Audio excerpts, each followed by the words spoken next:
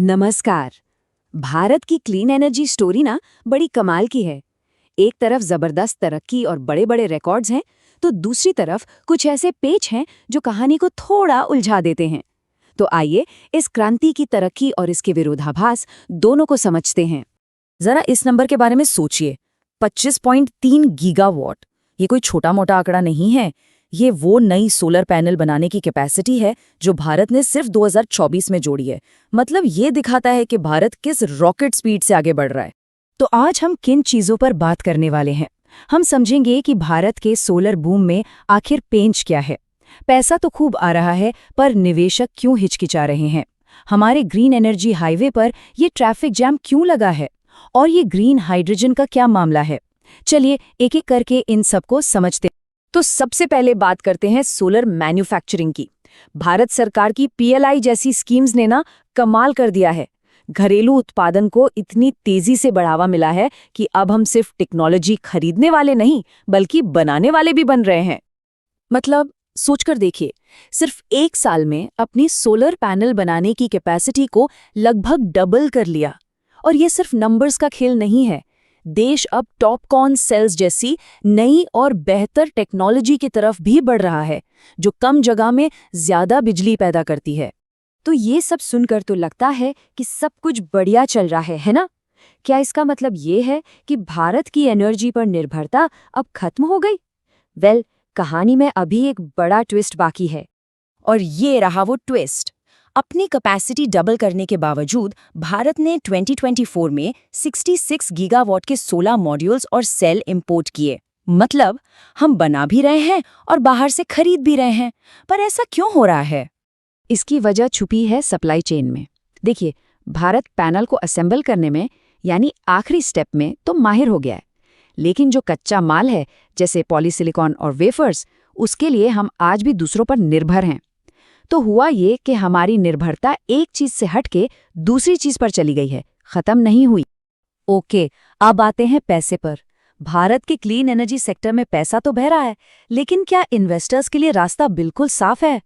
एक अंदाजा लगाइए, 2025 में पावर सेक्टर में जितना भी विदेशी निवेश आया, उसका 80% से ज्यादा यानी करीब $3.4 अरब सिर्फ क्लीन एनर्जी में गया। ये दिखाता है कि दुनिया को भारत की ग्रोथ स्टोरी पर कितना भरोसा है।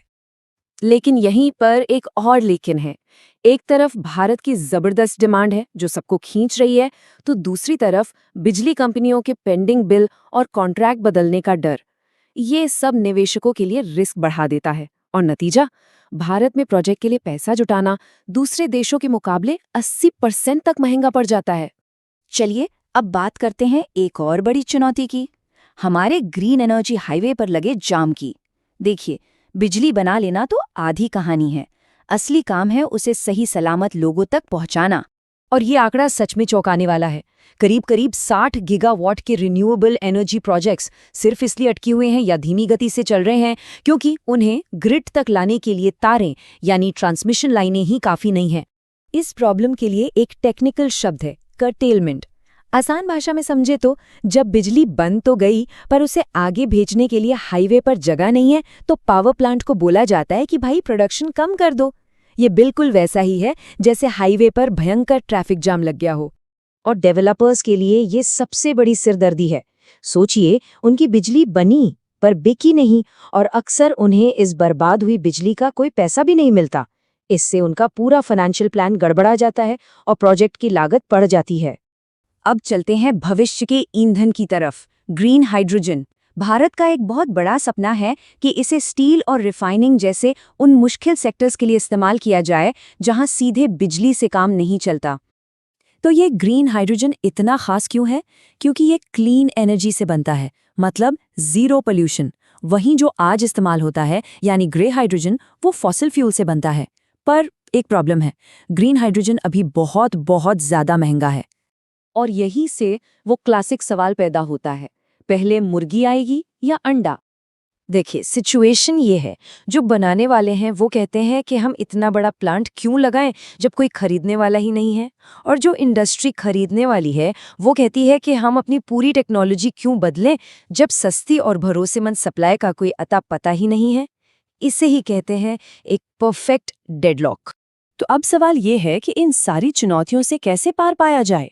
इन्हें प्रॉब्लम की तरह देखने के बजाय एक टू डू लिस्ट की तरह देखना होगा, जिस पर काम करना जरूरी है। तो भारत की एनर्जी टू डू लिस्ट पर आखिर है क्या? नंबर 1, अपनी पूरी सप्लाई चेन को मजबूत करना, कच्चे माल से लेकर फाइनल प्रोडक्ट तक। नंबर 2, इन्वेस्टर्स का भरोसा बनाए रखना। नंबर 3, अपने एनर्जी हाईवे यानी ट्रांसमिशन ग्रिड को तेजी से फैलाना। और आखिर में ग्रीन हाइड्रोजन के लिए एक मार्केट बनाना। अगर ये सब हो गया तो भारत की असली ताकत सामने आएगी।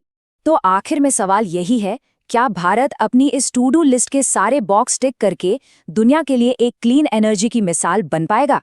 क्षमता भी है और इरादा भी। अब बस इन विरोधाभासों को सुलझाने की देर है।